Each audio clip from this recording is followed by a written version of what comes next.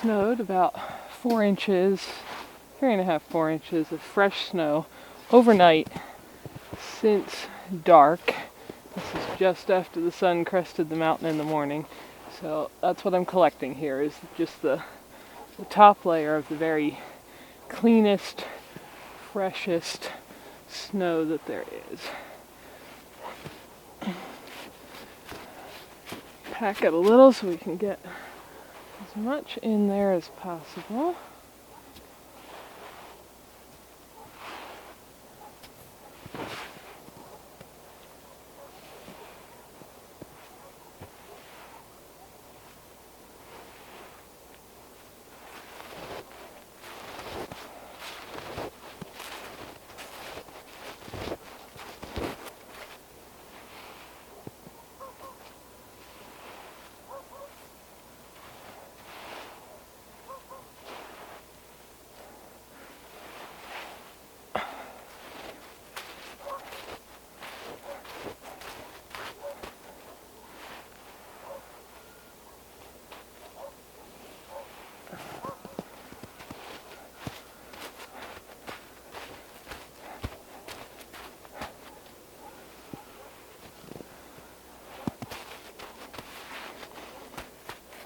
I think that's about as much snow as I can reasonably get in there without having it all dripping over the edges.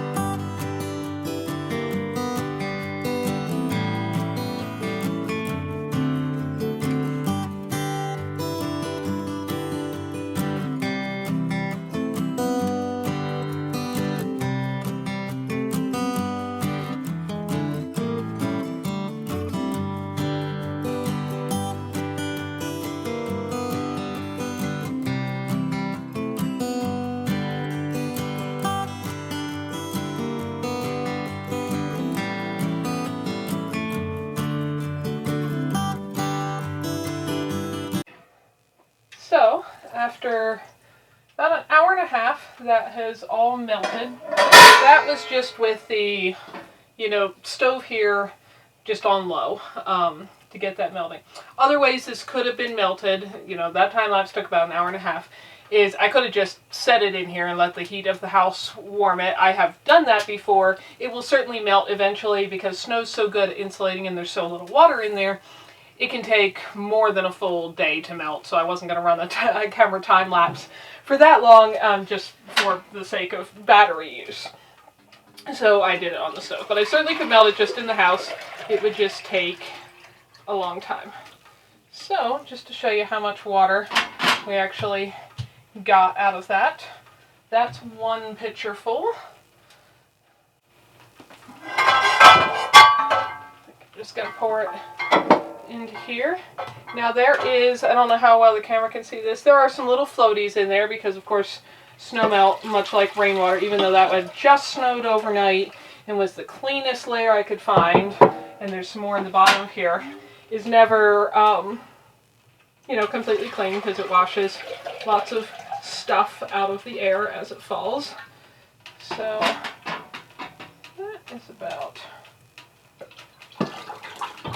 run out of big pot space here. That's going to run over. So we're going to say that's a gallon, plus that wasn't fully emptied. So maybe 1.5 gallons is about what we got.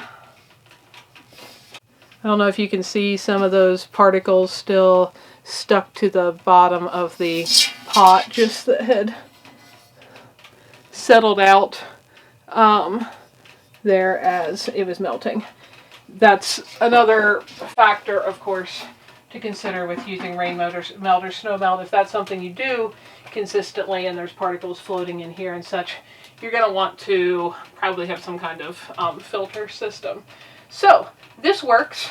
That took me the time to bundle up and go outside and collect the snow. Either an hour and a half of time and the energy of running this stove, or many, many more hours of time with no extra energy, just the fact that I already keep the house warm, to create about 1.5 gallons of water. That now, if I'm going to use this for drinking or cooking, which I'm not actually, I'm probably going to water the houseplants with it, I would want to filter.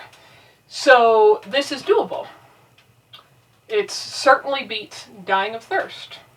This is also why I do not collect snowmelt for water, which is a question I have been asked over and over and over all the years I've lived here. Why do you do something that's so much work, like get your water out of a well and haul it to fill your water tank, which is what I did for a lot of years in the old spot, or carry those big jugs, 5 and 7 gallon water jugs, the whole way from a few hundred yards down there where gravity-fed spring water comes gushing down the mountain and out of a hydrant and put it in your tank? It'd be so much less work if you would just use snowmelt. Well, as you can probably see from this little experiment, it would take me, this is only 1.5 gallons of water. It takes me about 40 gallons to fill that tank. There's, I think it's a 30-something gallon water tank, and it's a 10-gallon tanked water heater. So 40 gallons fills it all up. I can do that in, fill my water jugs. That takes a little bit of time. Sled them down here. That takes almost no effort. That sled slides so easily. And pour them in, and even in between as each jug's draining in there, I'll come in and wash some dishes or shovel some snow or do something else while it's doing, so I'm not even occupied that whole time. And in a half hour, by less than a half hour usually, my entire water tank is completely full with clean water that does not need any filtration. This rate is, was about 2 hours to produce 1.5 gallons of water. It would now need filtered, and it's still not in my water tank. So, if you've ever wondered, that is why I do not use snowmelt as my primary water source. And this is actually just for reference. When it snowed overnight there, it was like 27 or something degrees. That is like the warmest snow we ever get. So this is the highest, this is the best case scenario I can show you.